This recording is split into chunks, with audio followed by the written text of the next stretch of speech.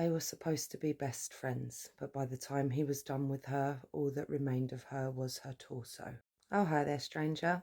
Today I'm going to be telling you about the case of Annette Smith. Viewer discretion, as always, is advised. Annette Smith was a loving, outgoing, and generous woman. She had married her husband, Peter Smith, in 1994, becoming stepmother to his 5-year-old son. Annette and Peter separated in 2005, but remained married until her passing. She remained a doting mother figure to her stepson and a grandmother to his children later down the line. Annette and Peter owned a converted asylum in Bedfordshire, and Annette lived in one of the flats. Annette was a social, friendly woman. She always looked her best and enjoyed being out and about. Around 2009-2010, she met a bartender in a restaurant and they instantly hit it off. This was Scott Patterson. He was 30 years her junior, but the two became friends. A couple of years later, Scott split up with his partner and needed somewhere to stay. Annette said he could come and stay in her spare room for a few months or until he got back on his feet. But Scott would end up staying for around 12 years.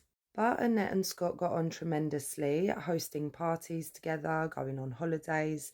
The arrangement obviously suited them both. But then in 2018, when she was around 68 years old, and suffered a mini stroke, and this left her extremely limited with her mobility. That in turn led to changes in her mood and depression. Scott became her kind of makeshift carer, and the two carried on their lives together. There was a gradual decline in living conditions though, and soon the house was in complete disarray and Annette herself was also in bad condition. And then in early 2023, Annette's husband Peter said that they needed to sell the asylum. He'd been hit really hard financially by the pandemic a few years prior and hadn't been able to recover. Annette did not want to go into residential care, but she did allow the building to be handed over to estate agents to do their thing. Scott at this time was working at a local farm shop at the deli and butchery counter.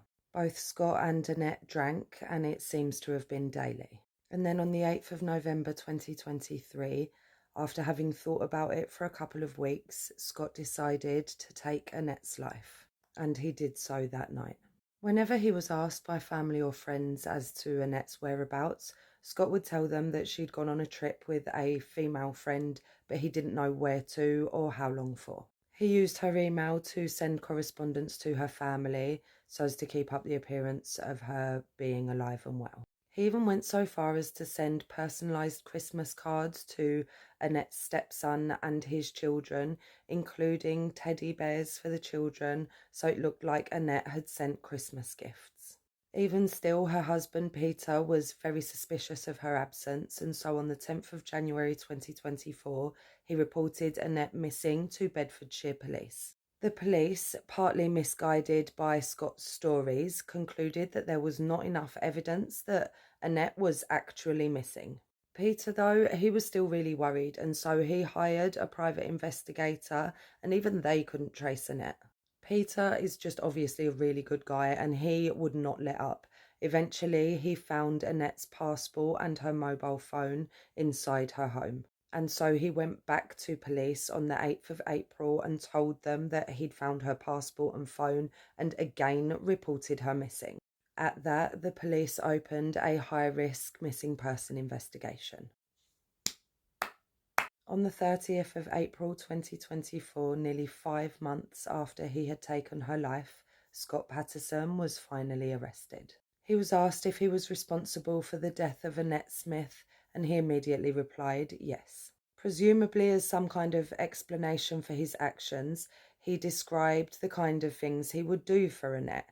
He said that she wouldn't get out of bed or do anything for herself, and it became difficult for him.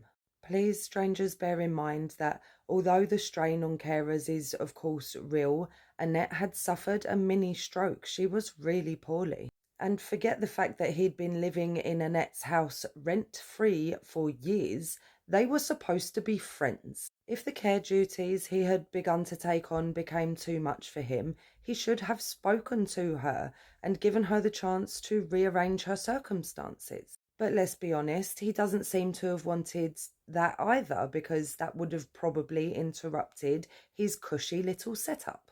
He said he felt obliged to perform these care duties because he had been living as a guest with her for so long, and that the resentment built up in him until one day he snapped. However, he also admitted that he had been thinking about taking Annette's life for a couple of weeks before actually doing so.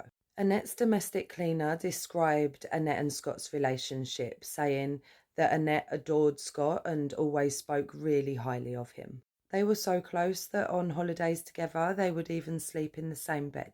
But I don't think that we should jump to any conclusions with that, because I also heard the relationship described as like mother and son.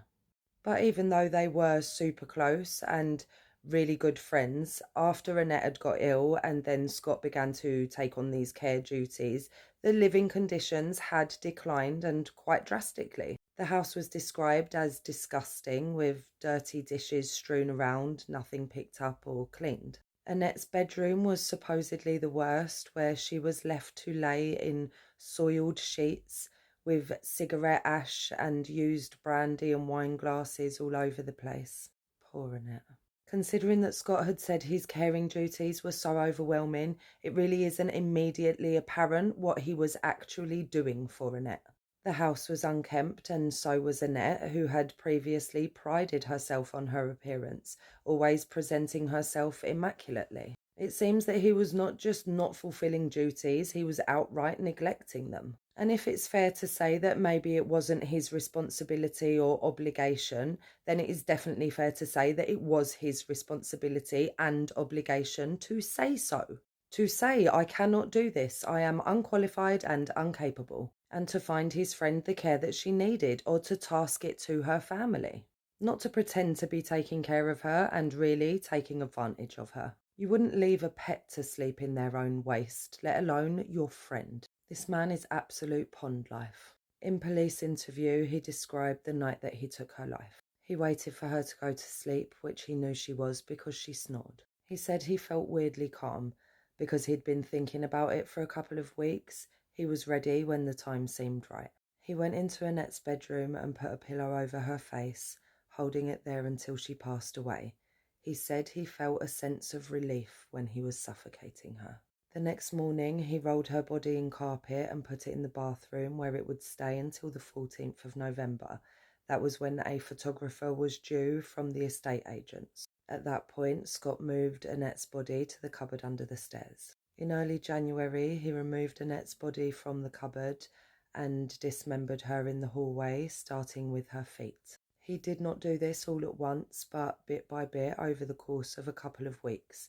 He would take a part off of her remains and then dispose of it outside of the house. He left her torso intact, and because it was larger, wrapped it in plastic and then placed it in a suitcase, which he in turn then wrapped in a tarpaulin. He had a storage container in Letchworth, and that's where he put the suitcase with some other belongings. When asked why he went to those lengths, he said, quote, "Because I thought if there was no body, I'd get away with it." Oh, and to add insult to injury, this scumbag had been stealing from Annette even before he stole her life. He'd been taking her jewellery while she slept and selling it. By the time of his arrest, he had made around £5,000 on Annette's stolen jewellery. Scott Patterson gave a detailed confession in interview and then pled guilty, so there was no need for a trial. His sentencing hearing was the 4th of November 2024, nearly a year to the day of Annette's untimely passing.